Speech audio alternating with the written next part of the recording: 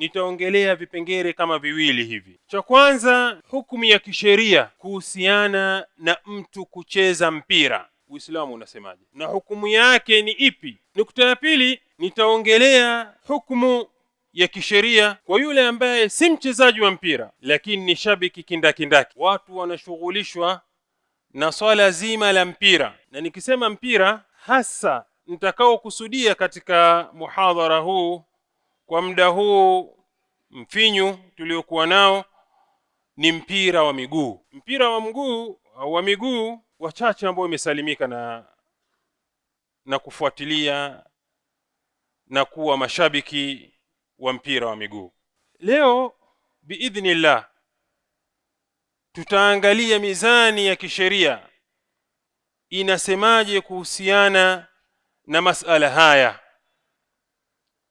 kwa sababu hali halisi ilivyo, hutowakuta waislamu wawili au watatu isipokuwa mmoja wao, kama si wote, atakuwa ni mshabiki wa mpira. Sawa sawa ni mshabiki wa mpira wa timu za ndani au mshabiki wa mpira wa timu za nje. Ukiwakuta waislamu watatu, basi mmoja wapo lazima atakuwa ni mshabiki, kama si wote. Kwa ni swala ambalo linatakiwa liongelewe, tena lipewe muda mrefu ili waislamu watambue jambo hili. Mimi naongelea waislamu, siongelei watu wengine. Watu wengine kwao kila kitu ni halali, lakini uislamu sisi tuna mizani ambao unatuchujia lililokuwa halali na lililokuwa haramu. Ndugu zangu ni katika imani, katika muhadhara wangu huu na katika mada hii nitaongelea vipengele kama viwili hivi. Cha kwanza nitakachoongelea hukumu ya kisheria, hukumu ya kisheria kuhusiana na mtu kucheza mpira. Hukumu ya kisheria ya mtu mwenyewe kucheza mpira, Uislamu unasemaje na hukumu yake ni ipi, na ni wakati gani itakuwa ni halali wewe kucheza mpira, na ni wakati gani sheria haiwezi kukuruhusu kucheza mpira. Hiyo nukta ya kwanza. Nukta ya pili, nitaongelea hukumu ya kisheria kwa yule ambaye si mchezaji wa mpira lakini ni shabiki kindakindaki wa timu fulani, ni shabiki kweli kweli wa timu fulani. Je, hukumu ya kisheria inasemaje kwa shabiki huyu ambaye si mchezaji, anafuatilia mpira katika matelevision, katika redio, katika vyanzo vya habari vyovyote vile? Hukumu ya kisheria inasemaje? Ndugu zangu ni katika imani, nikianza moja kwa moja na nukta ya kwanza, nukta inayohusiana na mumarasatu kuratil qadam, mtu kucheza mpira akawa ana ada ya kucheza mpira. Sheria inasemaje? Mumarasatu kuratil qadam min al-umuri al-mubaha, kucheza mpira ni katika mambo yaliyokuwa ya halali, ni katika mambo yaliyokuwa ya halali. Muislamu anaruhusiwa kucheza mpira kama tutakavyoona katika hali gani, ni katika mambo ya halali. Wal aslu fil ashya al ibaha, na asili katika vitu ni halali. Hii ndio asili katika vitu, ni halali. Na kucheza mpira ni jambo mubaha, ni halali, inafaa kucheza mpira. Lakini endapo Muislamu atacheza mpira kwa ajili litakwiyati badani, kwa ajili ya kuupa mazoezi mwili wake. Kuna mazoezi ya aina mbalimbali. Miongoni mwa mazoezi ni mpira, sababu kuna kukimbia, kuna mtu yote hii ni mpira, ni aina ya mazoezi. Kwa hiyo ni halali jambo hili, na jambo hili linaupa nguvu mwili, na Uislamu unahimiza watu wafanye mazoezi ambayo yanajenga mwili wake. Na nyinyi mnafahamu hadithi iliyokuwa maarufu, Mtume sallallahu alayhi wasallam anasema, almu'minu alqawiy khairun wa ahabbu ila Allah min almu'min adh-dha'if. Muumini mwenye nguvu ni bora na ana daraja kwa Allah. Kwa jambo la mazoezi ni jambo la ibaha, halali. Na miongoni mwa mazoezi ni mazoezi ya mtu kucheza mpira, yeye mwenyewe akabashir kucheza mpira. Hili jambo ni halali katika Uislamu. Ndugu yangu katika imani, mmoja wa wanazuoni analiweka wazi jambo hili. Sheikh Ibn Uthaymeen anasema mumarasatu riyadha, na katika maneno ya shekhe hapa ndiyo tutaona ni wakati gani mtu anaruhusiwa kucheza mpira akiwa yeye ni mchezaji, na ni wakati gani haruhusiwi kucheza mpira, inakuwa kwake kucheza mpira hakufai.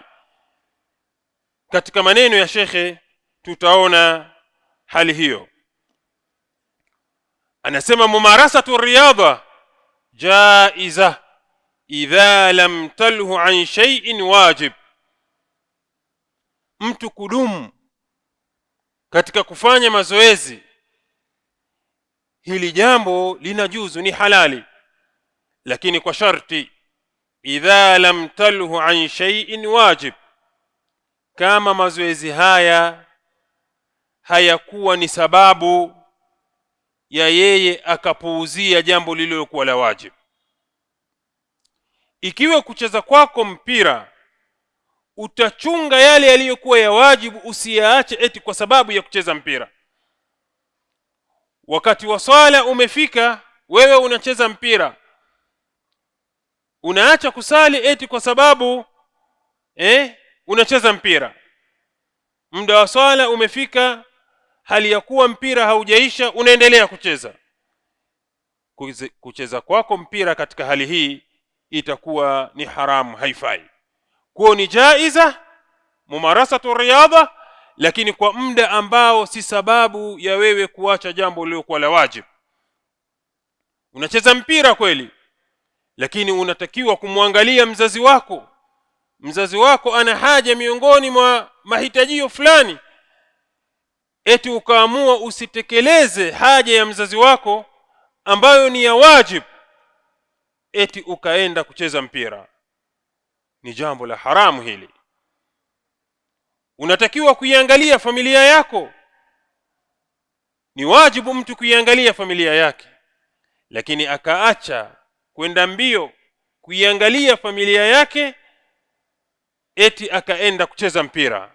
Hapo kucheza mpira itakuwa ni haramu, kwa sababu kucheza mpira kumekushughulisha kuacha jambo lililokuwa la wajibu. Sheikh anaendelea kwa kusema, fa in alhat an shay'in wajib, na endapo mpira itakuwa ni sababu ya kupuuzia jambo lililokuwa la wajibu ukaliacha, fa innaha takunu harama, hapo kucheza kwako mpira kunakuwa ni haram, kunakuwa ni haram. Sheikh akaendelea kusema, amma idha kana almumaris liriyadha, ama ikiwa yule ambaye anamaris kufanya mazoezi haya kama ya mpira na mazoezi mengine. Hafanyi mazoezi haya illa isipokuwa anakuwa amevaa sirwalun qasir, amevaa bukta. Unacheza mpira hali ya kuwa umevaa bukta ambayo iko juu ya magoti, yabdu minhu fakhdhu, mapaja yake yanakuwa yanadhihirika, kama tunavyoona wacheza mpira waliokuwa wengi, au aktharu, au sehemu kubwa ya mapaja yanaonekana. Fa innahu la yajuzu, hakika mtu kumarisi riadha katika hali hii, kucheza mpira katika hali hii, ni jambo ambalo halijuzu. Kwa shekhe alikuwa anaweka wazi kwa mtu ambaye anabashiri yeye mwenyewe kucheza mpira, ni wakati gani kucheza kwake mpira kunakubalika kisheria na ni wakati gani kucheza kwake mpira hakukubaliki kisheria.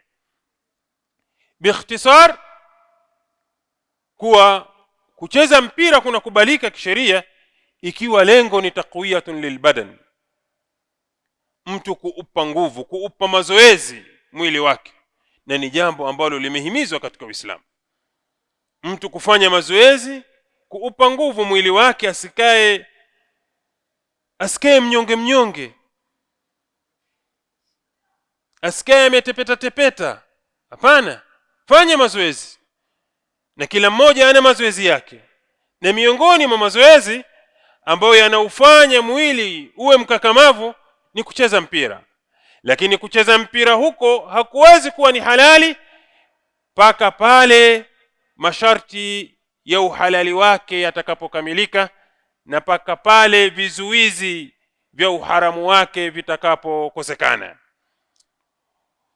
Kwa mtu acheze mpira taqwiyatan lilbadan wa adam ilhahihi an shay'in wajibin, na mpira usiwe ni sababu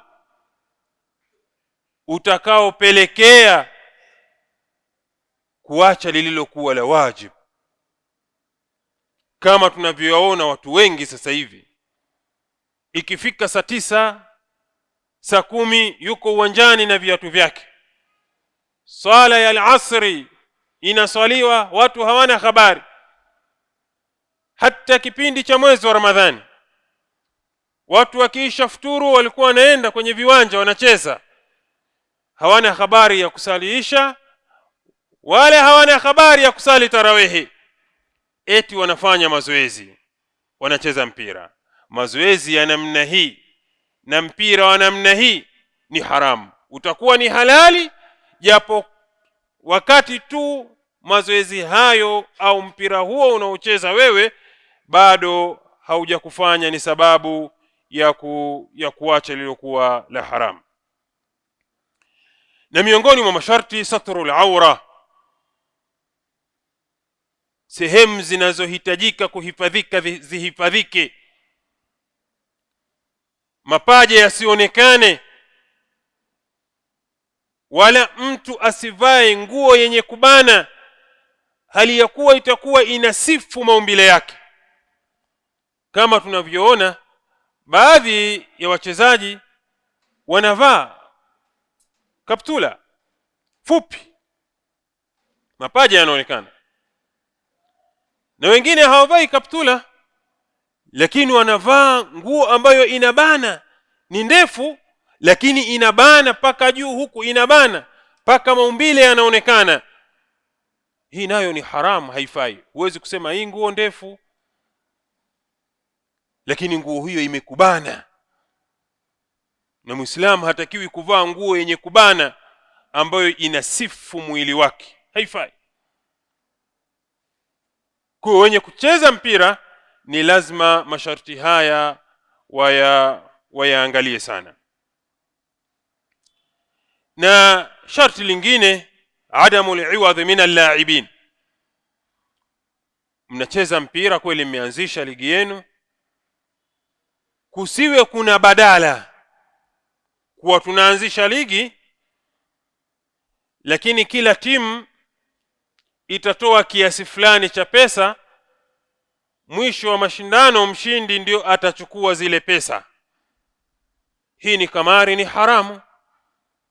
Kusiwe kuna badala, watu wacheze mpira kwa ajili ya mazoezi tu, kusiwe nyuma yake kuna kitu kingine ambacho watu wanaweza kufaidika nacho. Kukiwa kuna badala na watu wamechangia, wale wachezaji wamechangia ili mshindi aondoke na kitita cha pesa, hii ni kamari na ni haramu. Lengo liwe ni kucheza kwa ajili litakuyatil badan bas. Kwa hiyo haya ni miongoni mwa masharti makuu ya mtu kuruhusiwa kucheza mpira. Kwa kama tulivyosema katika nukta ya kwanza, sitaki nirefushe sana, kuwa kucheza mpira mtu mwenyewe akimaris kucheza kuratul qadam ni jambo mubaha, ni jambo halali kisheria, lakini sio halali kisheria ala itlaqiha, kuwa ni halali kisheria basi fanya unavyotaka. La, hunaka dhawabit, kuna masharti ambayo yamewekwa, lazima masharti haya yakamilike kwa mchezaji wa mpira. Likikosekana sharti miongoni mwa masharti haya likavunjwa, basi kucheza mpira huko kwa yeye litakuwa ni haramu. Akacheza mpira hali ya kuwa na bukta, mapaja yanaonekana, ni haramu. Akacheza mpira hali ya kuwa amevaa skin, nguo yenye inabana, inasifu mwili wake, ni haramu. Akacheza mpira akaacha lililokuwa la wajibu, salatul jamaa ni wajibu, akaacha kusali swala ya jamaa, eti nitasali mechi ikiisha nitasali pale nitakapotoka mazoezini, ni haramu. Akacheza mpira akaacha kuangalia wazazi wake wawili pale wanapomhitajia, kapigiwa simu na mzazi wake njoo, na ndiyo huo wakati anatakiwa kwenda mazoezini kucheza mpira, akaacha kwenda kwa mzazi wake, akaenda kucheza mpira kwa mzazi wangu nitaenda nikitoka mazoezini. Mpira wa namna hii inakuwa ni nini? Ni haramu. Umeacha lililokuwa la wajib na umefuata ambalo ni mubaha, na siku zote la wajib linatangulizwa. Naam ndugu zangu, hii ni nukta ya kwanza ambayo tumeiona na tumeigusia kwa haraka haraka sehemu ambazo ni muhimu. Nukta ya pili, kama niliyosema ndugu zangu katika imani, na hapa tunaingia watu wengi sisi si wachezaji wa mpira, wachezaji wa mpira wachache sana, lakini tuliokuwa wengi ni mashabiki wa mpira. Tunafuatilia mpira. Mtu leo anajua leo usiku kuna mechi gani, na kesho kuna mechi gani, na Ulaya kesho kuna mechi gani, na usiku kuna mechi gani. Anafuatilia mpira kikweli kweli. Wengi, asilimia kubwa tuko hapa, asilimia kubwa tuko hapa. Hukumu ya kufuatilia mpira, sawa sawa kufuatilia mpira, kuangalia katika matelevision, katika mitandao ya aina mbalimbali. Hukumu yake ni nini? Hapa naongelea kufuatilia mpira wenyewe, kufuatilia mpira wenyewe unaochezwa, achilia mbali kufuatilia habari za mpira. Tukijua hukumu ya kufuatilia mpira wenyewe, ndiyo tutapata vipi hukumu ya kufuatilia habari ya nini, ya mpira, si ndio mashekhi? Hatuwezi kuongelea vipi hukumu ya kufuatilia habari ya mpira. Leo timu fulani imemsajili fulani kwa shilingi ngapi, dirisha dogo, nani atatoka nani atabaki, kule UEFA kuna nini, sijui kuna La Liga kuna nini, kuna hiki kuna nini. Je, Messi ataenda atabaki? Hiyo ni kufuatilia habari ya mpira. Mpira wenyewe kuushuhudia, mtu kufuatilia, leo usiku kuna mechi, ameweka muda wake kuufuatilia mpira huu, hukumu yake ni nini? Ndugu yangu katika imani, kwanza kabla ya yote tusome hii hadithi sote ya Mtume sallallahu alayhi wasallam iliyopokewa na Abu Daud na Tirmidhi na An-Nasa'i. Hadithi anatusimulia sahaba wa Mtume Uqba ibn Amir radhiyallahu anhu anna an-nabiy sallallahu alayhi wasallam qala, kuwa Mtume sallallahu alayhi wasallam anasema, kullu ma yalhu bihi ar-rajulu al-muslim batilun, kullu ma yalhu bihi ar-rajulu al-muslim batil, kila chenye kumpumbaza ar-rajulu al-muslim, chenye kumpumbaza mwanamume ambaye ni Muislam, kinampumbaza, batilun, kitu hicho ni batil. Na wanawazuoni wanasema batil, kitu hicho ni batil, maana yake nini? La khaira fihi, kitu hicho hakina khairi. La faidata fihi, kitu hicho hakina faida. Kila chenye kumpumbaza mtu batil, kitu hicho ni batil. Na lahu ni kitu chenye kukupumbaza, hakijafikia hatua ya haramu. Si tumeelewana? Hakijafikia hatua ya haram, chenye kukupumbaza tu, kitu hicho ni batil. La khaira fihi, hakina khairi. Illa, isipokuwa chenye kukupumbaza ambacho kitakuwa ni chenye khairi. Mtume sallallahu alaihi wasallam anasema, chenye kumpumbaza mwanamume Muislam ambacho kitakuwa chenye khairi ni kitu gani? Ramyuhu biqausi, ni kule kutupa kwake nini? Mshare wake, upinde wake. Wewe ndiyo pumbao lako hilo, ndiyo starehe yako hiyo. Unapenda kutupa mishale, kujifunza shabaha. Hili ni pumbao, lakini ni pumbao ambalo sio batil. Sijumeleka, kwa sababu kuna faida unapata. Unajifunza nini? Shabaha, kuna faida unapata pale.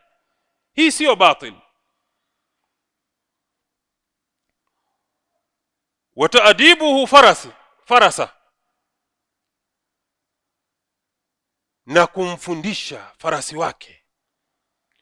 Wewe pumbao lako ni kuwa kwenye farasi wako, unamfundisha ni jinsi gani ya kuruka, jinsi gani ya kwenda hivi, jinsi gani ya kukimbia hivi, afunge breki haraka, arudi alipotoka, mikarrin mifarrin muqbilin mudbirin ma'a kajulumudi as-sakhri hattahu as-sayl min ali. Ndio pumbao lako hilo wewe, na haya ni mahara, hii ni fani, si ndio? Lakini ndio pumbao lako.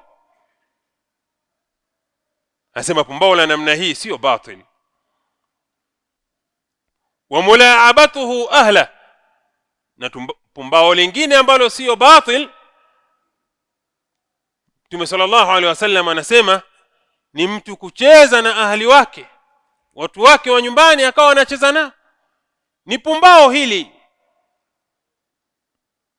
Umefika nyumbani kwako, ahli wako umemkuta, unacheza naye, unafanya naye mulaaba, mnakimbizana chumbani, mnakimbia sebureni, mnakimbia huku. Unacheza na watoto wako nyumbani, unapenda kuona unacheza nao nyumbani. Hii ni pumbao lako wewe, lakini hii sio nini? Sio batil. Sio pumbao ambalo halina khairi. Ndani yake kuna nini? Kuna khairi.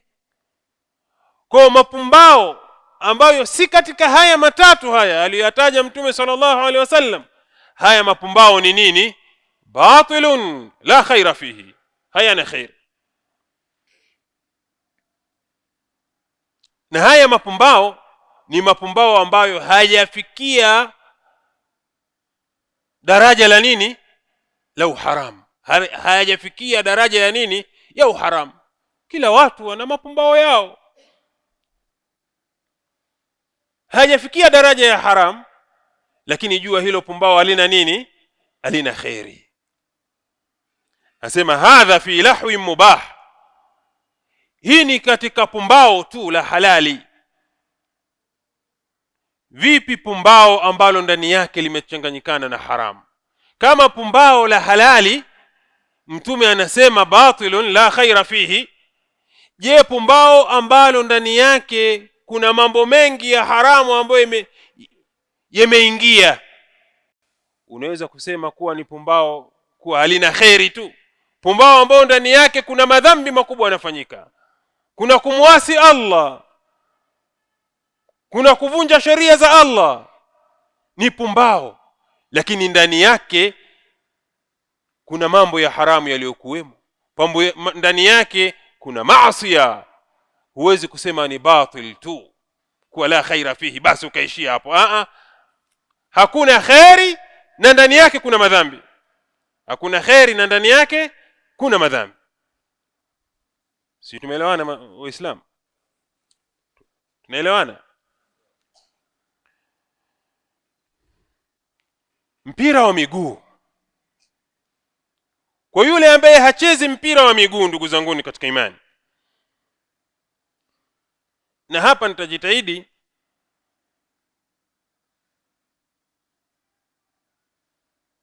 tusikilize maneno ya wanawazuoni wanasemaje kuhusiana na mpira wa miguu huu. Kwa sisi washangiriaji kindakindaki wanasemaje?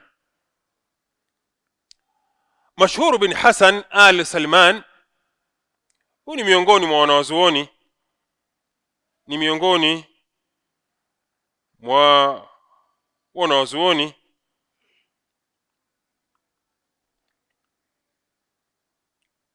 na ana kitabu amekitunga huyu mashhur ambacho kinahusiana na masala ya mpira, Anasema hicho kitabu chake kinaitwa Kuratul Qadam baina al-masalih wal mafasid ash-shar'iyya.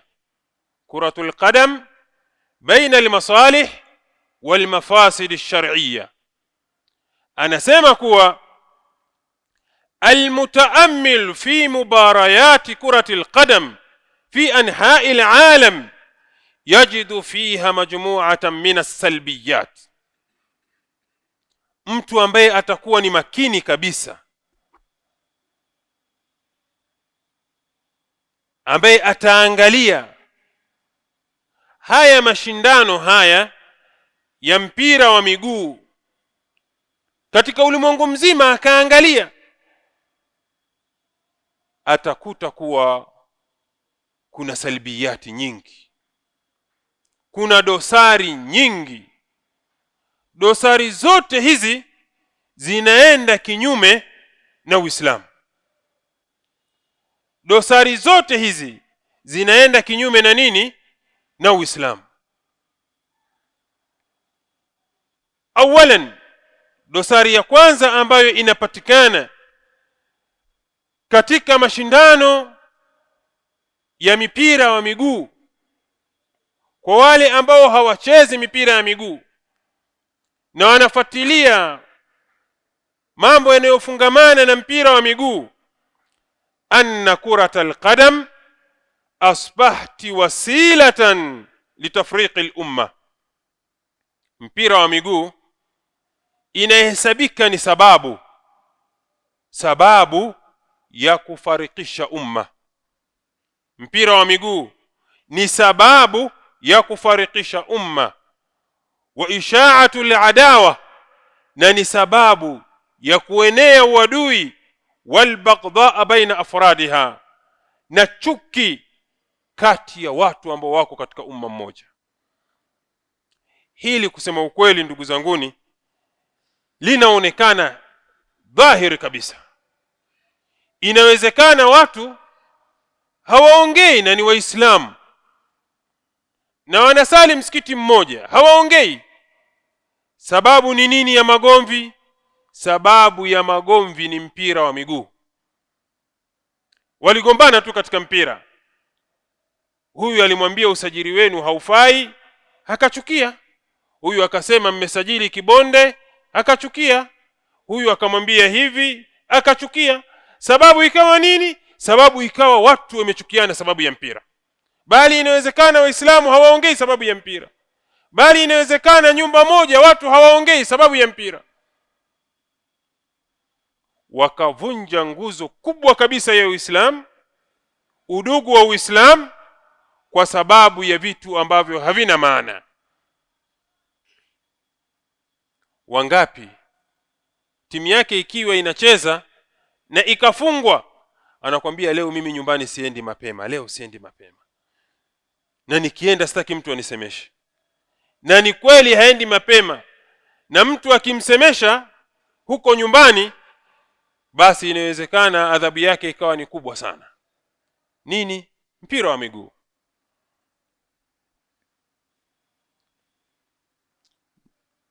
Ndugu yangu katika imani,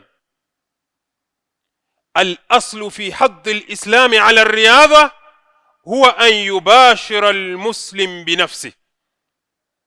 Asili ya Uislamu kuhamasisha michezo, kuhamasisha mazoezi, si asili wewe uwe mshangiliaji. Hapana, asili ni wewe mwenyewe ubashiri hiyo michezo. Sijui umeeleweka mashekhe? Uislamu umehamasisha riadha. Nikisema riadha yani michezo. Asili ya Uislamu kuhamasisha michezo, sio wewe uwe mshangiliaji, uwe mpiga makofi, uwe mpiga kinanda, uwe mpiga zumari. Asili ni wewe mwenyewe ubashiri. Kama kukimbia, kimbia mwenyewe. Kama kutupa, tupa mwenyewe. Kama kuruka, ruka mwenyewe. Asili ni wewe mwenyewe usimamie vitu hivi, ili mwili wako upate faida na mazoezi ambayo unayoyafanya. Hii ndiyo asili. Sasa mtu ulizani,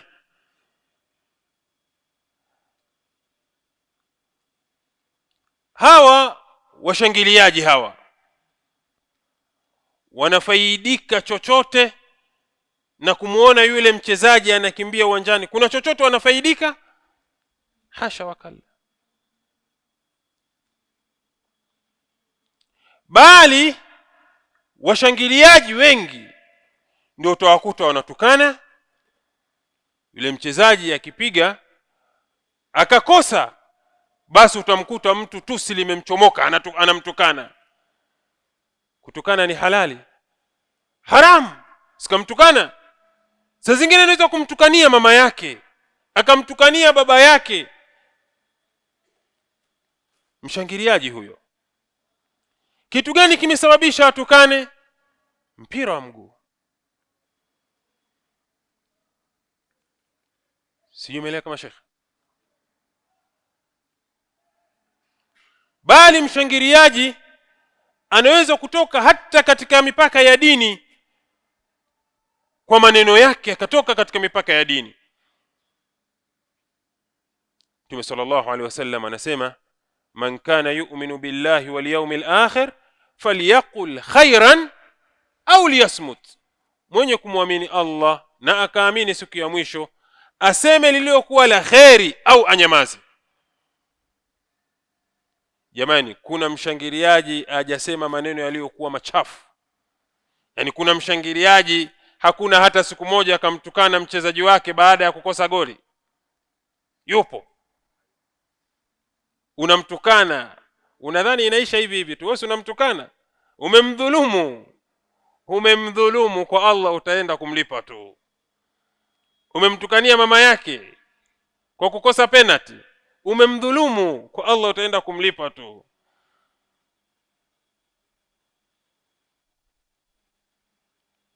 bali watu wanasema maneno ya kufuru kabisa,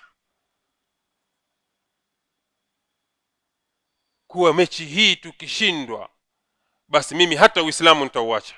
Watu wamefikia hatua hiyo, yani watu wamefikia hatua hiyo. Mechi hii mtu anasema akishindwa mechi inayo. Angalia ndugu zanguni katika imani, angalia wawekezaji na wawezeshaji wakubwa wa mipira ni Wakristo Waislamu, ni Wakristo Waislamu. Wawekezaji wakubwa wa hivi vilabu hivi vya ndani ya nchi, nje, ambao wamewekeza mabilioni ya mapesa katika mpira ni Waislamu. Idhaatul mali, kupoteza mali kwa jambo ambalo si mubaha, si halali tu, bali ni haram. Wanaosemea mpira jamani, wanaosemea mpira katika hivyo vilabu wengi ni Waislamu, Wakristo, Waislamu, na wanaona wako sawa sawa. Mashabiki kindakindaki, mashabiki lialia, ambao wakifungwa hali anaweza kuugua, bali wapo waliofia kwenye uwanja aidha kwa huzuni au kwa furaha. Wengi wao ni Waislamu, wengi wao Waislamu. Yani Waislamu wamefikia hivyo. Lakini waambie wanaosemea vipi Uislamu? Hakuna chochote wanachosemea Uislamu. Mali zao wanatumia wapi? Hakuna sehemu wanaotumia mali. Kwa hiyo mpira ni sehemu ya watu kupoteza mali zao. Leo watu, achilia mbali, tusiende mbali kwa hawa, leo watu wananunua vifurushi katika majumba yao, wanabadilisha madishi ya sampuli hii na hile, ya shirika hili na lile, sio kwa sababu eti apate channel za dini, apate channel za kuonesha nini? Mpira. Na kifurushi kikiisha ataenda mbio ajaze aweke. Idhaatul mali, unapoteza mali yako. Unaweka 10,000, 20,000, 30,000 kila mwezi, si kwa sababu familia yako iangalie Mahasin TV, iangalie nini radio nini TV Imani, iangalie TV Africa TV, iangalie hivi. Unaweka kifurushi hicho kila mwezi 10,000, 20, 30, kuwa kuna mechi za mpira mimi zisinipite. Kuna Bundesliga, kuna ngao ya jamii, kuna kitu fulani isinipite. Lakini huweki pesa hiyo kwa mwezi, hujajiwekea kuweka pesa hiyo kwa ajili ya Allah tabaraka wa taala. Bali inawezekana anayefanya hivi mtoto wake madrasa anayesoma mtoto wake inatakiwa atoe 1,000 kwa mwezi, lakini bado hata 1,000 kwa mwezi hatoi. Lakini ana bajeti hasa ambayo kaiweka kwa ajili ya vifurushi, kuweka ili mradi aangalie mpira. Idhaatul mali wal waqtu kadhalik. Ndugu zangu ni katika imani, hii ndiyo mubarat, hii ndiyo kuratul qadam ilipotufikisha. Ndugu yangu katika imani, aliulizwa Ibn Uthaymeen swali. Kabla ya hapo miongoni mwa mafasid ya kuratul qadam kashfun lil'aurat, ni watu kuangalia yale ambayo hayatakiwi kuangalia katika kiwiliwili cha mwenzake. Muislamu haruhusiwi kuangalia, kumwangalia mwanamume kwa mwanamume, haruhusiwi kumwangalia mwanamume mwenzake kati ya magoti na kitovu, haruhusiwi. Huruhusiwi kuangalia paja la mwanamume mwenzako, huruhusiwi shar'an, hairuhusiwi, ni haram.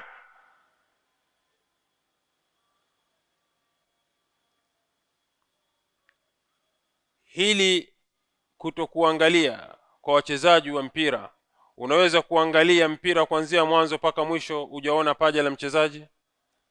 Inawezekana? Waislamu, inawezekana? Sasa fikiria kuwa mpira una dakika 90, wewe umekodolea tu hivi unaangalia mapaja ya watu tu, una madhambi mangapi? Una madhambi mangapi ndugu zangu? Mtume sallallahu alayhi wasallam anasema, alikuwa anamwambia Ali radhiyallahu anhu, hadithi imepokewa na Abu Daud, Mtume sallallahu alayhi wasallam anasema, anamwambia Ali, la takshif fakhdhaka, ewe Ali usifunue paja lako bwana likabaki wazi, wala tandhur ila fakhdhi hajjin wala mayyit, wala usiangalie paja la aliyekuwa hai wala aliyekuwa amefariki, usiangalie paja lake. Kwa sababu nini? Aura. Kwa sababu ni aura. Jamani, tunaoangalia katika matelevisheni na kwenda huko kwenye mudarajati huko, hatuangalii mapaja, hatuangalii, tunaangalia.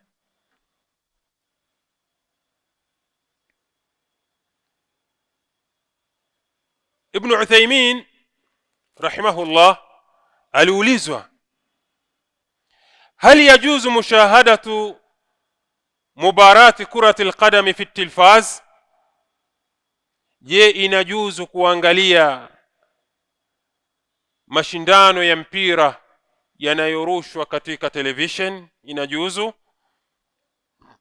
Akajibu kuwa mubarayati kurati alqadam allati tu'radu fi at-tilfaz, hakika mashindano ya mpira ya miguu yanayorushwa katika matelevision yanakusanya mahadhiri zinazokuja, yanakusanya mambo yanayoenda katika kinyume, yanayoenda kinyume na sheria kama ifuatavyo: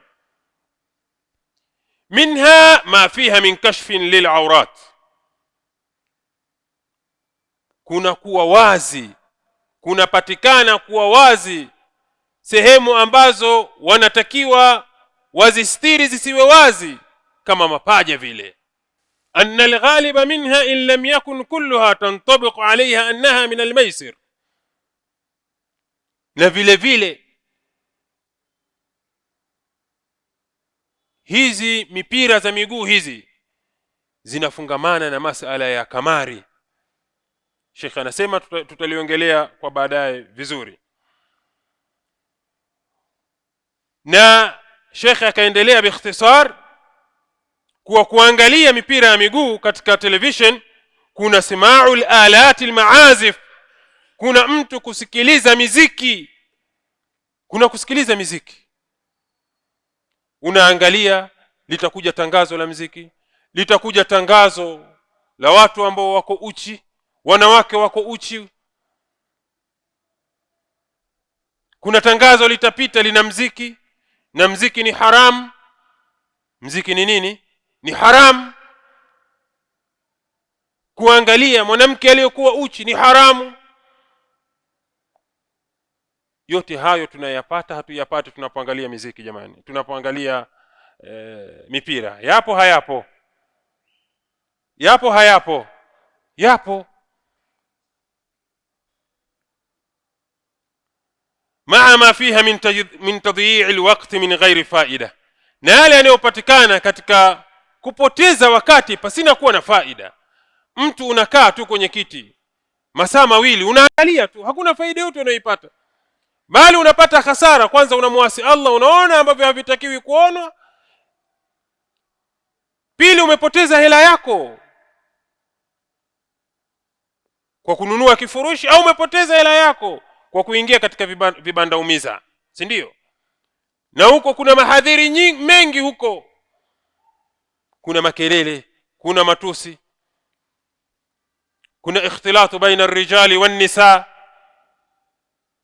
Unapokwenda uwanjani kule, ikhtilatu baina ar-rijali wan-nisa ipo, michanganyiko ya wanawake na wanamume kwenye vibanda umiza, michanganyiko ya wanawake na wanamume. Na wanawake sasa hivi wameingia kwenye ushabiki wa mpira kweli kweli. Akaendelea mwisho akasema, fala yanbaghi lilmuslim wala lilmuslima an yushghila nafsahu bidhalika, basi haifai kwa muislamu mwanamume au muislamu mwanamke kujishughulisha na mambo haya kabisa. Kuishughulisha nafsi yake na masala ya mpira haifai, hakuna faida, bali hasara yake ni kubwa. Wa alayhi an yushghila nafsahu bil mufidi nafi'i lahu fi dunyahu wa akhiratahu, bali anatakiwa aishughulishe nafsi yake na mambo yenye faida, yenye manufaa katika dunia yake na akhira yake. Naam. Kwa hiyo miongoni mwa mambo ambayo hayafai katika mpira wa miguu ni watu kupoteza mali na wakati. Watu kupoteza mali na wakati. Angalieni ndugu zangu katika imani, muda wa muhadhara kama huu hauwezi kufika saa moja, si ndio? Hauwezi kufika saa moja.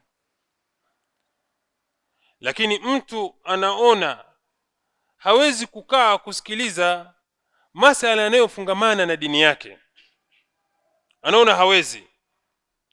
Na saa zingine kinachomtoa msikitini sio kama kuna kitu cha muhimu sana ambacho anaenda kukifanya, saa zingine anaenda kukaa tu.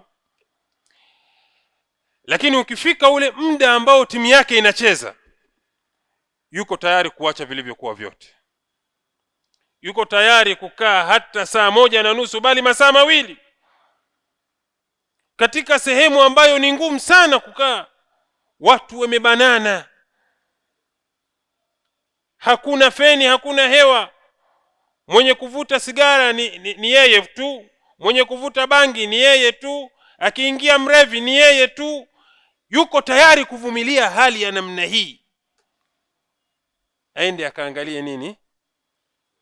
Mpira, timu yake. Lakini kukaa kusikiliza Allah anasemaje, anatuamrisha nini, mtume anasemaje, anatuamrisha nini, hilo haliwezekani. Mpira ndiyo umetufikisha huko, mpira ndiyo umetufikisha huko.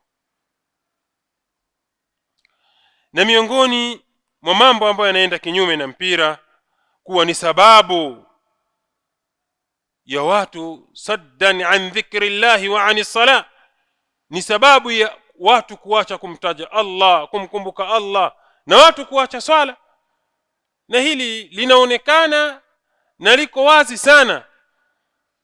Angalia misikitini, kukiwa kuna mechi inachezwa kuanzia saa 12:30, kukiwa kuna mechi inachezwa na ikawa ni zile timu ambazo ni kubwa, zile ndio zinakutana, mnaita dabi, si ndio? Kukawa kuna dabi saa 12:30 hapo. Alafu njoo msikitini uangalie watu ambao wanasali msikitini.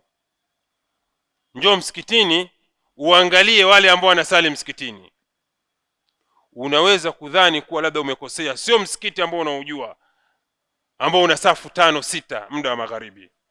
Safu zote hakuna watu, safu moja kujaa ni kazi. Na saa zingine hao waliokuja kusali na wenyewe wanataka imam basi kama atasoma sana ni qul huwallahu ahad na wal asri. na hao ndio wana imani kweli kweli, kuacha dabi kuja msikitini.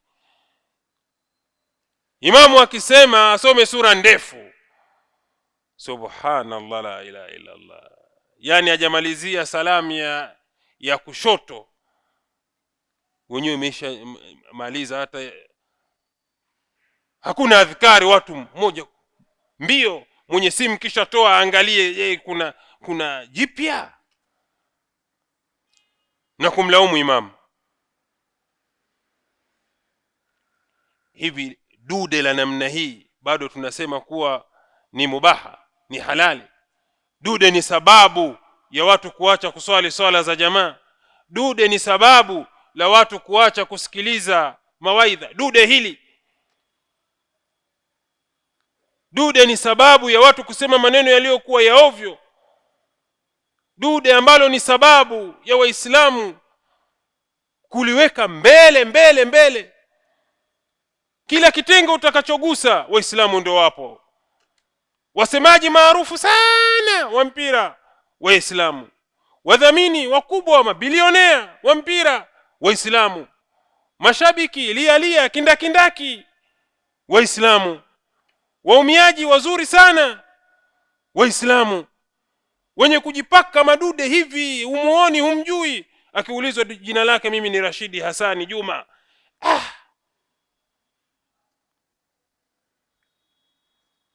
Wafuatiliaji bando haimuishi, anafuatilia kuwa kuna kitu gani Waislamu, lakini haumii Muislamu wa namna hii, haumii kabisa, wala hafuatilii ndugu zake Mapalestina kule wanauawa dhulman wa udwanan, wanapata madhara yaliyokuwa makubwa sana, hata siku moja hajaumia Muislamu wa namna hii. Innamal mu'minuna ikhwa, lakini anaumia eti kwa sababu mchezaji fulani, kwa nini kocha hakumpanga, kwa nini kamweka benchi bwana yule, anaumia na kutukana tena. Lakini asipomuona imamu anemsalisha swala hapa anaumwa, wala haumii, wala hamuulizi. Umeme ukiwa haupo msikitini haumii wala haulizi, bali atalaumu uongozi tu. Hata umeme unawashinda msikitini bwana, wewe si ndio Muislamu? Wewe weka. Lakini ukimwangalia ana kadi kila mwaka anailipia, bali akitokea mashindano atapanda basi kwenda huko kwenye mashindano huko. Idha'atul mal wal waqt, mali za Waislamu zinaharibika na wakati Waislamu umeharibika. Tunaumia kwa vitu ambavyo havina maana katika Uislamu wetu. Ndugu yangu katika imani, miongoni mwa mambo ambayo yanaenda kinyume kabisa katika hii mipira ya miguu, ndugu zangu katika imani, mpira wa miguu imekuwa ni sababu kubwa sana ya kamari. Hili tu lilikuwa linatosha kabisa mpira wa miguu kuwa ni haramu. Haya yote tuliyaongelea haya, japokuwa yanasababisha mpira wa miguu kuwa ni haramu, lakini hili tu la kuwa mpira wa miguu ni wasila kubwa ambayo inayotumika katika swala zima la kamari, Muislamu anatakiwa, ambaye yule msemaji wa mpira, mdhamini wa mpira, shabiki kindakindaki lialia wa mpira, akijua hili, basi anatakiwa asarende kabisa, kuwa basi mimi leo, kuanzia mimi leo na kushabikia mpira inatosha. Unashabikia kamari, kitu ambacho Allah tabaraka wa taala kakikataza katika Qur'ani kwa makemeo makali sana. Wewe unashabikia wasila, njia ambayo watu wanaitumia kufanikisha biashara yao ya kamari. Jamani, hakuna mtu anajua kuwa sasa hivi kamari ni biashara kubwa. Hakuna mtu. Hakuna mtu anajua kuwa betting sasa hivi ndiyo kazi za vijana bali za wazee. Hakuna mtu anajua betting sio kamari, na kamari hii wameiweka katika mpira. Ujue wewe ukishabikia mpira basi umesaidia katika maasi, umesaidia kuipa nguvu kamari. Sababu laiti wasingepatikana mashabiki kindakindaki, kamari isingekuwa na nguvu paka hawa mabepari kuingiza kamari katika mpira. Lakini umeona kuna mashabiki, na wewe ukishabikia jua kuwa ni katika watu ambao wanaitangaza kamari, ni katika watu ambao wanaitangaza nini? Kamari.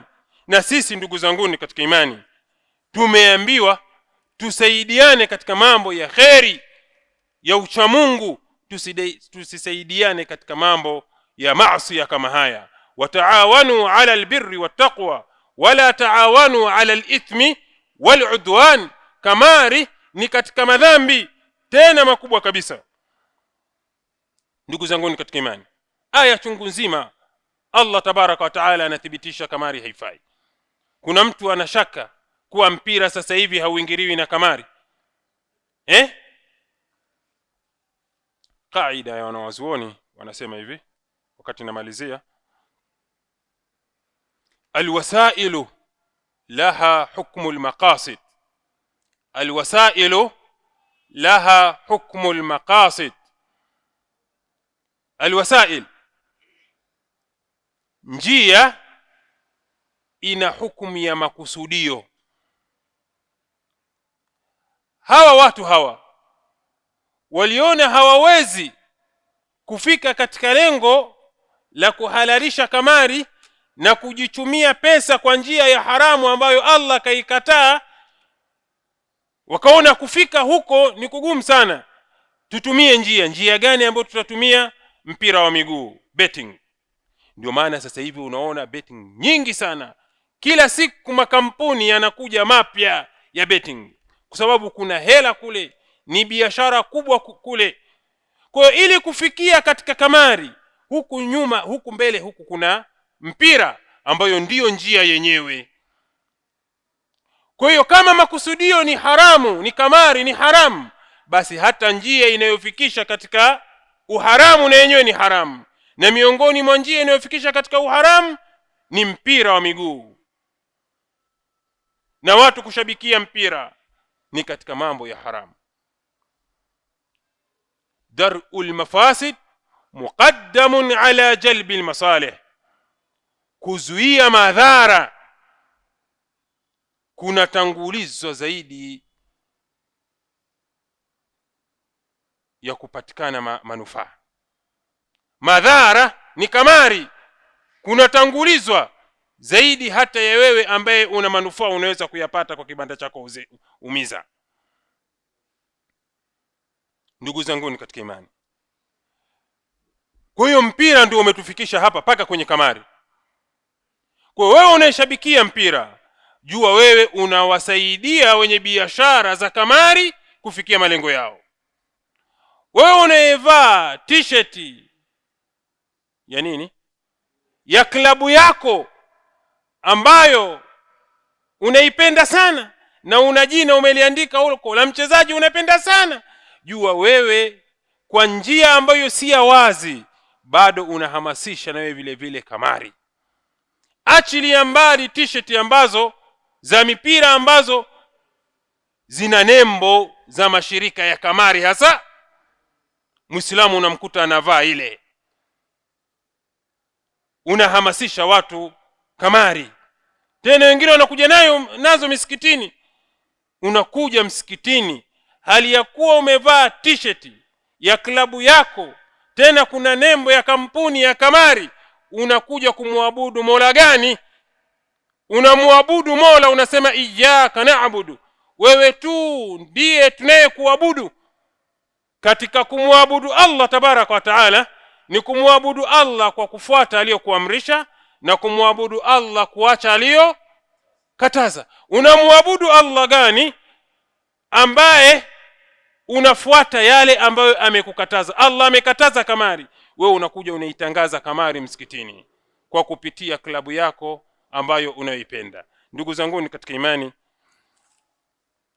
nimeongelea biikhtisari shadid, ikhtisari sana masala haya ya mpira wa miguu, na hii yote ni kutokana na hali jinsi ilivyo, na hii ni katika kutafuta udhuru kwa Allah tabaraka wa taala, kuwa Allah, mimi nilifikisha, watu wakasikia, wakaendelea kushangilia, wakaendelea kuwa mashabiki kindakindaki, lakini ukienda kwa Allah, sisi wote tunaondoka, utaenda kwa Allah, Allah atuhifadhi, utajikuta una madhambi mengi sana.